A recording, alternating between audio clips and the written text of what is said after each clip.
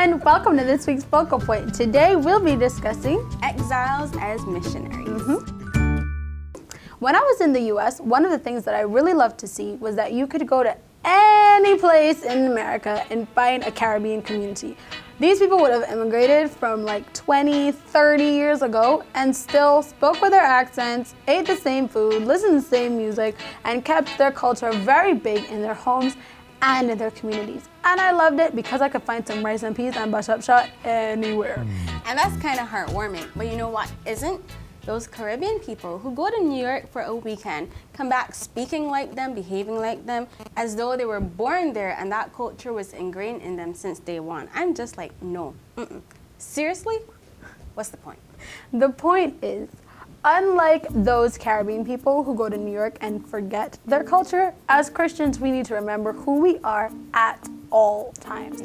We have to ensure that our actions, our behaviors, the way that we interact with people stays the same no matter where we go, because it's a part of who we are. And consider Daniel. Remember, he had to leave his home country and go to a foreign country where the culture was different, the customs were different, the norms were different, but he was on a mission and he had to stay true to his culture, which was God's culture. It's so true. And I mean, on top of all of that, Daniel was still able to rise on the political ladder. Yeah. He was able to do a lot of really great things in Babylon without losing the fact that he was a God-fearing individual, and he let everyone know it. In Joshua 24:15, Joshua makes a declaration, "As for me and my household, we will serve the Lord."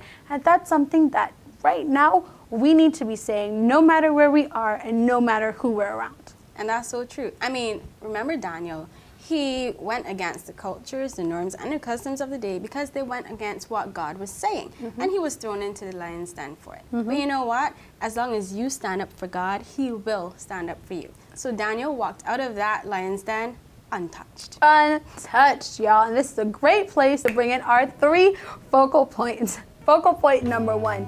Use the testimony of others to bolster your faith when you're in unfamiliar places. Focal point number 2, as long as you stand up for God, he will stand up for you.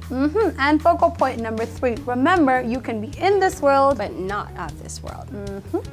I'm sure at some point in time, Daniel knew that he would have to defend his faith. It's very true. And sometimes we can be kind of unsure whether to be secret agents for God or whether to stand up really big and bold and say, I love Jesus. And we're going to talk about both ends of that spectrum next week as we discuss Esther and Mordecai.